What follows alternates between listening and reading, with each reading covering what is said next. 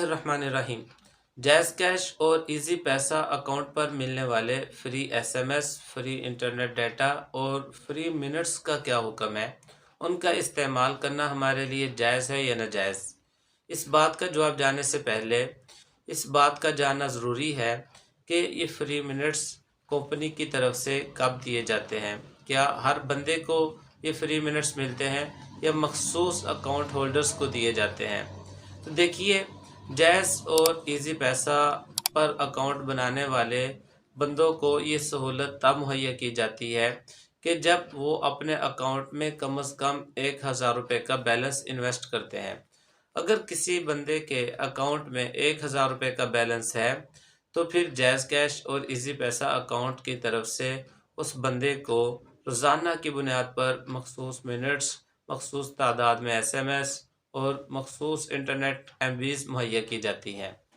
अगर किसी बंदे के अकाउंट में 1000 रुपये से 1 रुपया भी कम है, मसलन 999 रुपये भी उसके अकाउंट में मौजूद है, तो उसको ये सहूलत नहीं दी जाती। तो इससे पता चला ये सहूलत हर बंदे के लिए नहीं है, बल्कि सिर्फ उन अकाउंट होल्डर्स के लिए है जिनके अकाउंट में 1000 रुपये का बैलेंस हो। गोया कि ये सहूलत 1000 रुपये के बैलेंस के साथ मशरूत है। 1000 रुपये का बैलेंस इसके हासिल करने के लिए, इस सहूलत को पाने के लिए शर्त करार दिया गया है। ये तो होगी पहली बात। अब दूसरी बात ये समझिए कि जो हम अपने अकाउंट्स में बैलेंस इन्वेस्ट करते हैं, पैसे डलवाते हैं, इनका क्या हुक्म है। तो देखिए, हम अपने अकाउंट्स में जो पैसे डलवाते हैं, जैज़ कैश का अकाउंट हो या इजी पैसा का अकाउंट, तो ये पैसे कंपनी को कर्ज दिए जाते हैं, क्योंकि कंपनी इन पैसों को जूं के तू हमारे अकाउंट में नहीं रहने देती, बल्कि इनको बड़े बड़े बिजनेस में इस्तेमाल करती है, इनसे प्रॉफिट अर्न करती है और इनको अपने काम में लाती है। तो इससे पता चला ये हम कंपनी को पैसे कर्ज देते हैं। तो ये बात भी साबित होगी कि हमारे पैसे कंपनी के पास कर्ज हैं, और दूसरी तरफ ये बात भी साबित हुई कि हमें जो फ्री मिनट्स मिलते हैं वो 1000 रुपये के बैलेंस की शर्त के साथ दिए जाते हैं। तो गोया के 1000 रुपये हम कंपनी को कर्ज देंगे तो हमें ये फ्री मिनट्स वाली सहूलत दी जाएगी। अगर 1000 रुपये का कर्ज हम कंपनी को नहीं देते तो तब हमें ये फ्री मिनट्स नहीं मिलने वाले।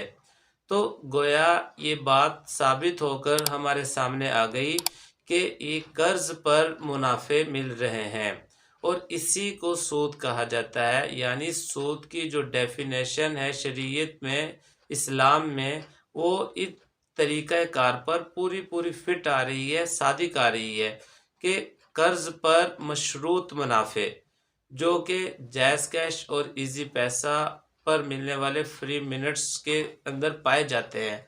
यानी 1000 रुपये का कर्ज और दूसरी तरफ फ्री मिनट्स, फ्री एसएमएस और फ्री इंटरनेट डाटा। तो इससे पता चला कि कर्ज पर मशरूत मुनाफे मिल रहे हैं, जो कि खुलम खुला सूद है। इसीलिए उलमा ने इसको सूद के ज़िम्मे पे डाला है। खुद भी इससे बचिए और दूसरों की भी बचाइए, क्योंकि आप सल्लल्लाहु अलैहि वसल्लम का फरमान है, कुल्लु कर्जिन जर्रा नफ़न फ़हुव रिबा। यानी हर कर्ज, हर वो कर्ज जिसमें ये शर्त लगाई जाए कि उसमें मुनाफे मिलेंगे, तो वो सूद है। तो इसलिए अपने आप को इन मुनाफे से, इन फ्री मिनट्स से बचाइए।